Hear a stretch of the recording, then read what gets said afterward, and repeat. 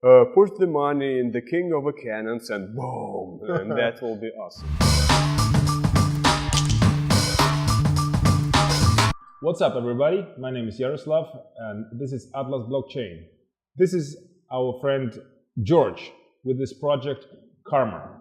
So let's talk about your project. Tell me, just like in a few words, what your project is about.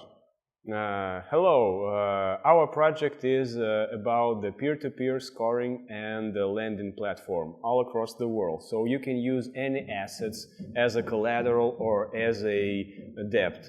And also we create the communities of mutual trust all across the world. So if we have a trust community, we can decrease all the transaction fees and can make an economy more efficient. Okay. So you're saying that you're going to tokenize all the assets as a collateral? No, we will connect the tokenizers, the providers of the tokenizing the real assets like real estate or cars or gold, and we can connect those tokens to be a collateral in our ecosystem. Tell me please how your project started. What is your background? What's your team background? How was it like in a few months ago? Yeah. We are making peer-to-peer lending for the SMEs in Russia for almost 5 years. And we started from scratch in 2014, and nowadays we have one fund about 5 million of USD, and we credit in the Russian SMEs, and that's really effective, and we have zero default rate. And also one of our portfolio company has about $10 million, and they provide the peer-to-peer online factoring for e-commerce websites in Russia. So we have a lot of experience in both offline and online peer-to-peer lending. You just finished your pre-sale? Yeah. Like 500 grands? Yeah. So was it easy money? As for us, you know, those ICOs from the side look like, oh my God, they guys raised a lot of money for 1 day or 30 minutes, but that bullshit. Because those people were preparing for the ICO for a long time, for years. For example, I was blogging about the economy and the financials and the digital economy for about 8 years.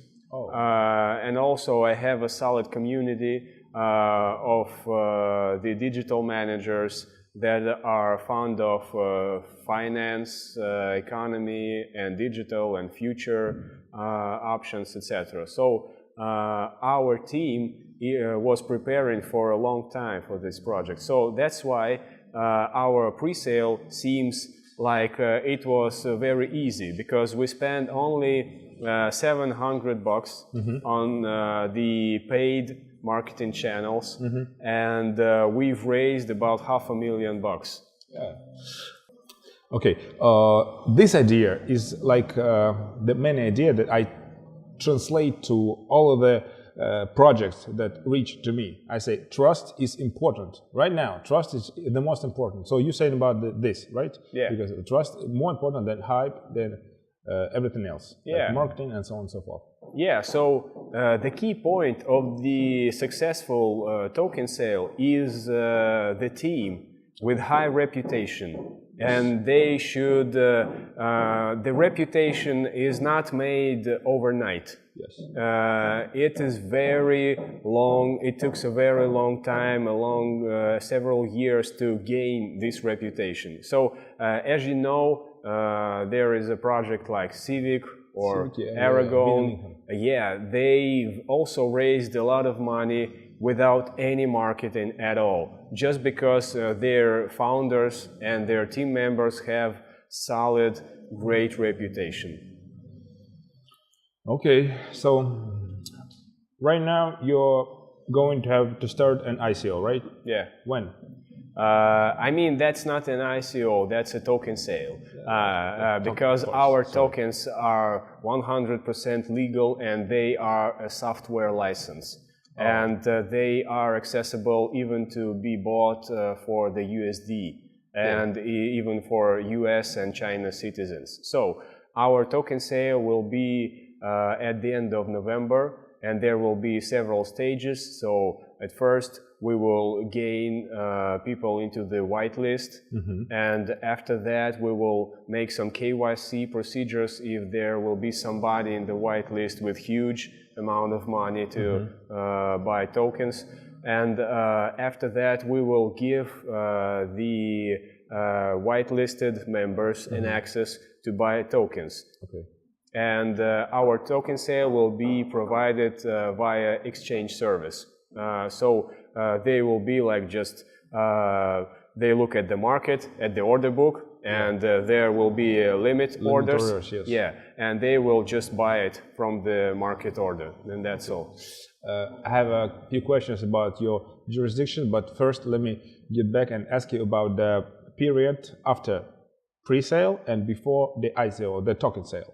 So what's your plan for this period? Yeah, you know, we have to do a lot of work because we have to refine our alpha version of our blockchain platform. We already have a testnet, and soon we will open up the QA test for the public. And also we are making the legal construction, and the legal construction is created, and now we are registering the companies in different countries. And also we have a public relation campaign. We attending at the conferences. We are flying to several countries, and we established the local communities. Yeah, even you have money now. Yeah, even in the Korean Republic.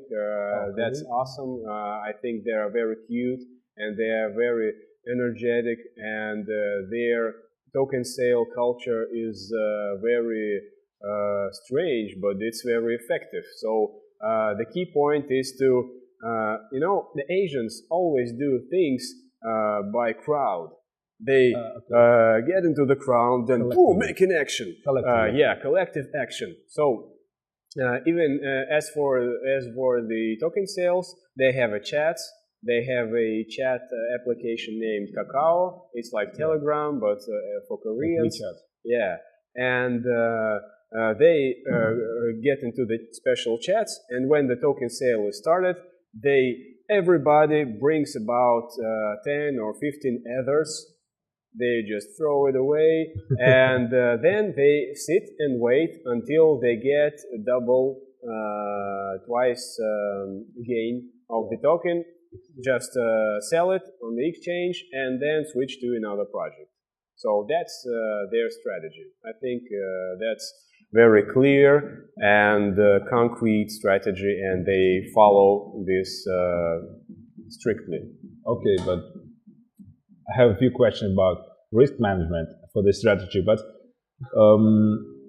let's talk about Korea a little bit more, because in Russian mass media this morning I read that Korea bans ICO. What do you think about this? I think that's bullshit, because I think the press loves very hype headers and hype themes, and they also make an elephant out of the fly. So, as for example, about the Korea, I've asked our Korean chat. We have about 200 people there, and they are experts in the blockchain and in the crypto community. So they told me that, first one, that's not the official release. That's a temporary discussed information. Okay. So that's in progress information. That's not complete. So the first one. And the second one, the project of this law is not blocking the Korean citizens to participate in foreign token sales. They can participate. You're safe. Yeah, we are safe. So even more, our token sale is just the selling of software license. So everybody, it's like buying a Dropbox or Google Drive or something else. It's just a software license. And it's not a security, and everybody in the world could buy it, even for the US dollars. That's fine for me. My main question was, are you safe or not? And you Yeah, said you're safe. That's I'm safe. perfect. Thank you. So let's talk about your vision. I think the main thing after trust, after reputation, is a vision.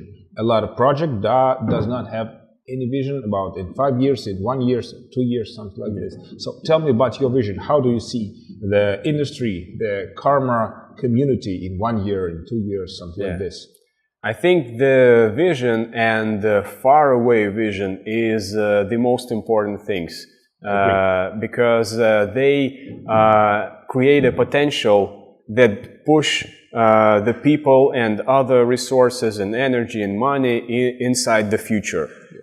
So our vision is to make money like a commodity, not like magic, because nowadays the fundraising is like magic.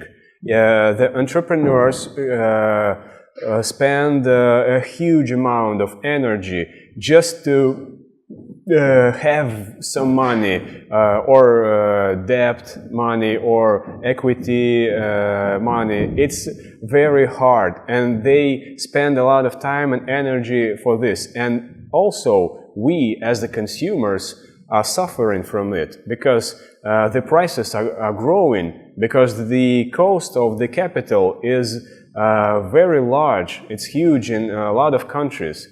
So our goal is to balance the cost of the capital all across the world. So nowadays we have a lot of countries, no, not so a lot, but several countries with like 0 interest rate. It's like Japan, Switzerland, etc. And also we have a huge amount of billions of people who lived in countries where the interest rate is about 20 or 30% or even more.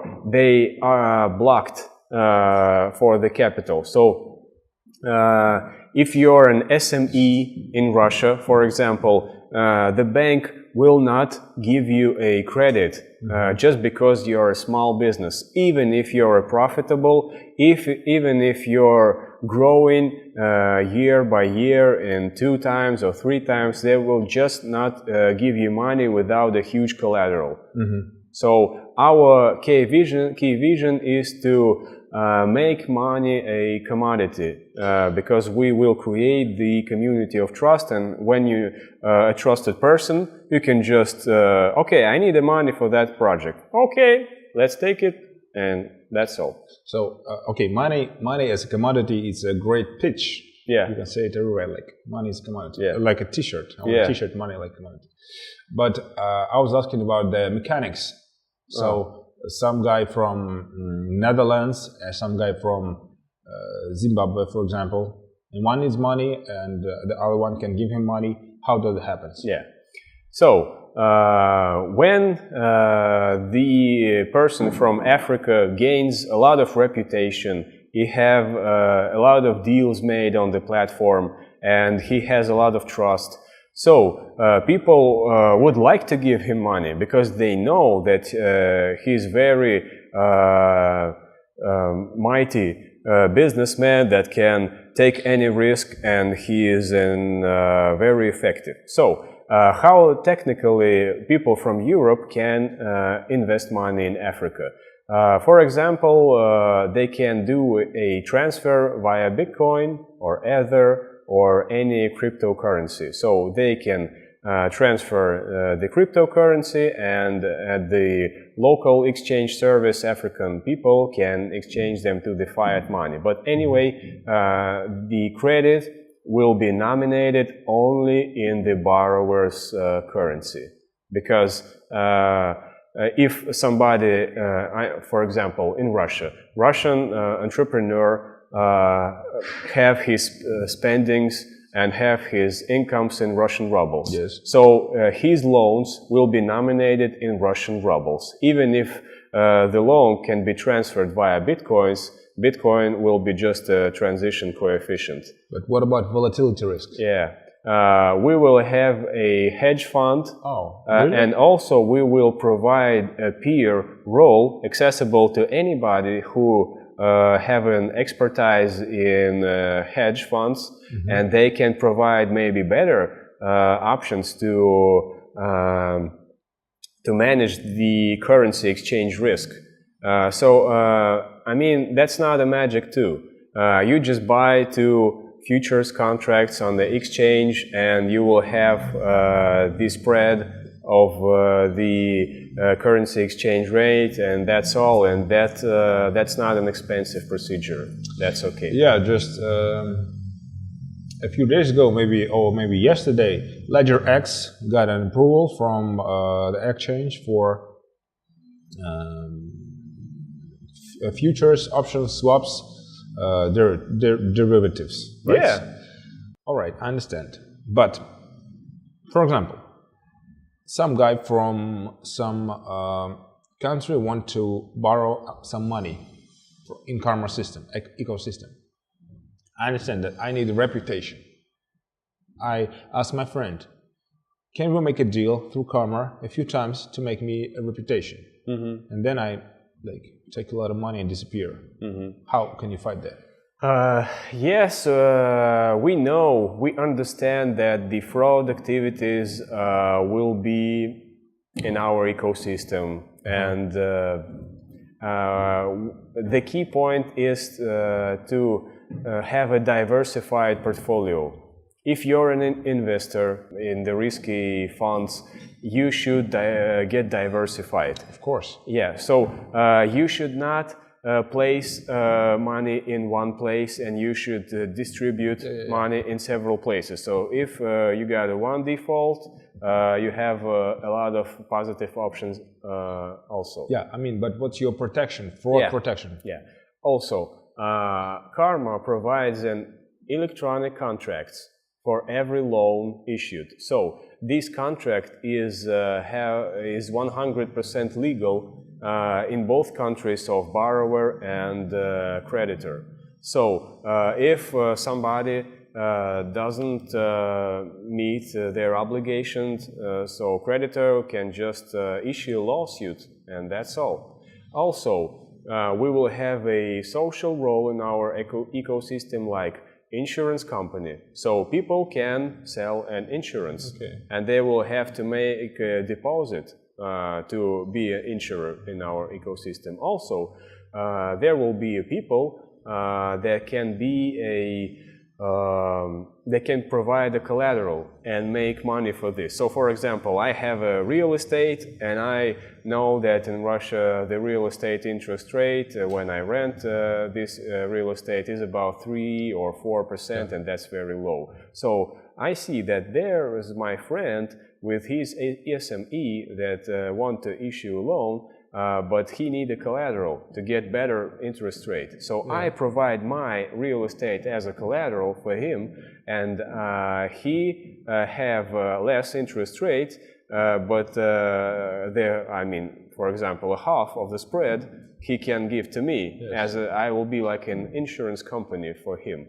So our platform is a peer-to-peer system, so everybody can play any role. The insurance company, the collection, the scoring agency, etc., etc. So that's one of our key important features that make us different from any other lending platforms.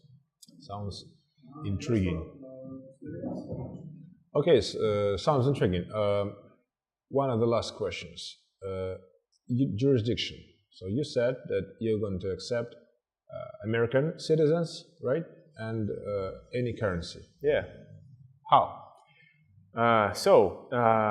Our company is a non-profit fund based in Netherlands, and it will be 100% legal, and our token is not a security, because we sell like a software license, because we will have a ready-to-go alpha version and ready software. Also, we do not pay any dividends because we are a non-profit fund. And for a token holder to make some money out of the tokens, he should make some actions. And that's why that's not an investment. That's how we test, right? Yeah, this is how we test, yeah. But do we have some legal opinions? Yeah, we do have. How many? We have one from our partner project, and also we asked our lawyers from the European International Tax Association to make a personal legal opinion about our Karma tokens, that they are legal and they are a software license and anybody can buy it even for the fiat money. Okay, I heard about the guys.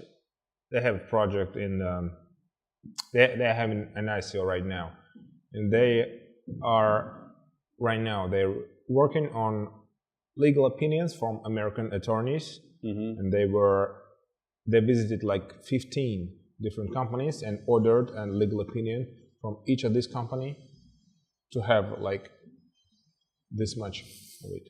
That sounds great, but I think that's a very different task, and we don't need that because, you know, if somebody really wants to make a problems and make a lawsuit, they will do it anyway, no matter how much legal opinions do you have. So we think that one legal opinion from a very high reputation European Luxembourg company, that will be okay. Maybe one more from respective attorney from Madison Avenue. Madison Avenue. Okay, I will think about it. I heard the opinion that right now the market is 80% speculative. So tell me, why is your token is going to grow? Yeah.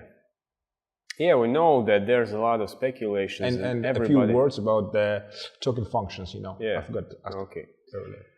So the math is easy enough. You know, we have a strictly limited emission of the tokens. Also, every commission inside the platform is paid via our tokens. So the more the trading volume in our platform, the more the absolute value of the commissions. So we have a strictly limited emission and growing commissions in the absolute value. Okay. So even though we think that when we have a special math that when the token price will grow, we will make another emission. Like quantitative easing. Yeah, yeah, because we think that if the token price will grow too fast, that will make some problems. That's not good. So we understand that if the token price is growing too fast, that there's a lot of economic agents inside our ecosystem, and they need more tokens. And so we a little bit ease that energy, and we provide them with new tokens and get our token price a little bit stable for some time. But anyway, it will grow again. What will be the mechanism of this QE quantitative easing? It's going to be airdrop. You're just going to drop the... No, we will sell them. So okay. I was just, you know, a few days ago I was talking about the airdrop mechanism of such. That sounds great. I think. I mean, if the central banks are doing actually airdrops, but they doing airdrops to only specific persons. And I think that's not fair. I think they should allocate some of the airdrop emission to the public, and they will be like throwing the money out of the windows from our government on a red square, and that will be awesome. I think we will have a lot of new citizens in our country if such an emission will be regular. That's awesome. You know, I think this guns, like these guns. yeah. The cannons. We have a king of the cannons on our red square. So I think we should put the money in the king of the cannons and boom, and that will be awesome. I had a great time. Yeah, thank you. Thank you very much for the interview. I think it was interesting and useful. Yeah. There were a few insights, a few opinions. I think George has good reputation and like inside vision of the market. And I think this thing is very important right now, because I see two sides, like one from mass media and one from the inside of the market. They're different. That's normal. Yeah, thank you very much. It was a pleasure for me. Yeah, thank you. Me too. Yeah, goodbye. Bye.